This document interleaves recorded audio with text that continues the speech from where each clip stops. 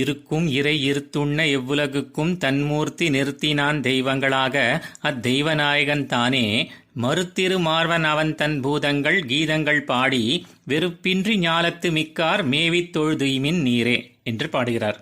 கீழ்ப்பாசுரத்திலே கருத்த மனமொன்றும் வேண்டா என்று ஆழ்வார் கூறினார் அல்லவா? கருத்த மேகம் சூழ்ந்து கொண்டால் மழை நீர் பெருகி வரும். அதே போல பிற தெய்வங்களை பணிவதை விட்டுவிட்டு கண்ணனை மட்டும் வழிபடச் சொன்னவுடன் இவர்களுடைய மனம் கருத்தது, அதாவது வருத்தம் சூழ்ந்து கொண்டு கண்ணீர் பெருகியது. அதை கண்ட ஆழ்வார், கவலைப்படாதீர்கள், உடனே விட முடியவில்லை என்றால் பரவாயில்லை. தன்னுடைய விஸ்வரூப சரீரத்துக்குள்ளே தேவதைகள் எல்லோரும் இருப்பதை கண்ணன் அர்ஜுனனுக்கு காட்டினான் அல்லவா? அதுபோல அவனுக்கு இவர்கள் சரீரங்கள் என்று நினைத்து கொண்டாவது வழிபட முயலுங்கோள் என்று ஆறுதல் கூறினார். உடனே இவர்கள் பிற தெய்வங்களை சரண் புகுந்து தாம் விரும்புவதை பெற்றவர்கள் இந்த உலகில் இல்லவே இல்லையா என்று கேட்க, அதற்கு ஆழ்வார், அந்த தேவதைகள் தம்மை சரணடைவோர் வேண்டுவதை கொடுக்க சக்தி கொண்டவர்களாக ஏற்பாடு பண்ணி வைத்தவன் அந்த கண்ணபிரான் தானே. ஆகவே அவனை சரண் புகுந்து உஜ்ஜீவியுங்கோள் என்கிறார் இந்த பாசுரத்திலே. பழங்காலத்திலே அரசனுக்கு விளைச்சலில் ஒரு பகுதியை வரியாக செலுத்துவதென்பது குடிமக்களின் கடமையாக இருந்தது. அதுபோல ரஜஸ் மற்றும் தமஸ் ஆகிய குணங்கள் கொண்ட சேத்தனர்கள் அவரவர் குணங்களுக்கு ஏற்ப அண்டி நிற்கலாம்படியான மற்ற தேவதைகளை இந்த உலகம் முழுவதும் பரப்பி வைத்தான்.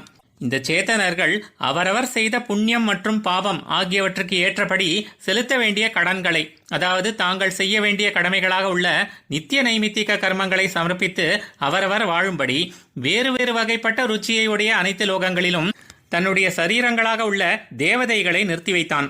அரசர்கள் ஒவ்வொரு இடத்திலும் வரி வசூல் செய்ய மணியக்காரர்களை நிறுத்துவது போல நிறுத்தி வைத்தான். இப்படி இவர்கள் அந்தந்த கர்மங்களினால் ஆராதனை செய்வதற்குரிய தெய்வங்களாக ஏற்பாடு பண்ணி வைத்தவன் யார் என்றால், இந்த லோகத்தில் மற்றும் அந்த லோகத்தில் உள்ளவர்கள் என்ற வேறுபாடில்லாமல் அனைவரையும் ஒரே போன்று நியமிக்கும் சர்வதேவதா நாயகனான அந்த எம்பெருமானே ஆவான். ஆனால் ஷரீரபூதர்களான அந்த தேவதைகளின் வழியாக எம்பெருமானை ஆசிரியிப்பதை காட்டிலும் சாக்ஷாத் நாராயணனாக உள்ள அவனையே நேரடியாக ஆசிரியத்தல் என்பது சிறந்தது.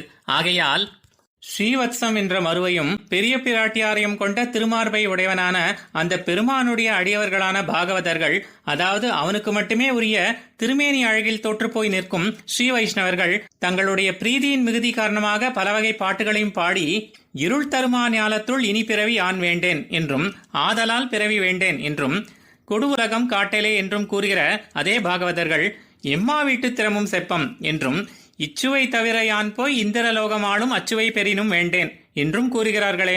ஆகையால் இந்த சம்சார நிலத்திலே வாழ வேண்டியுள்ளதே என்று வெறுப்பு அவர்களிடம் காணப்படவில்லையே. உங்களைப் போல உலக இன்பங்களிலே மூழ்காமல் அவற்றையெல்லாம் துறந்த போதிலும் கண்ணனே அனைத்து இன்பமும் என்று சிறப்புற வாழ்கிறார்கள் அல்லவா? ஆகவே அவர்களை கிட்டி அண்டி நின்று நீங்களும் பிழைப்பீர்களாக என்கிறார். அவர்களைப் போலவே நீங்களும் மற்ற எந்த பயனையும் எதிர்பார்க்காமல் சர்வேஸ்வரனை அண்டி நின்று உஜ்ஜீவித்து போங்கோள் என்று அருளி செய்கிறார். ஆழ்வார் எம்பெருமானார் ஜீயர் திருவடிகளே சரணம்.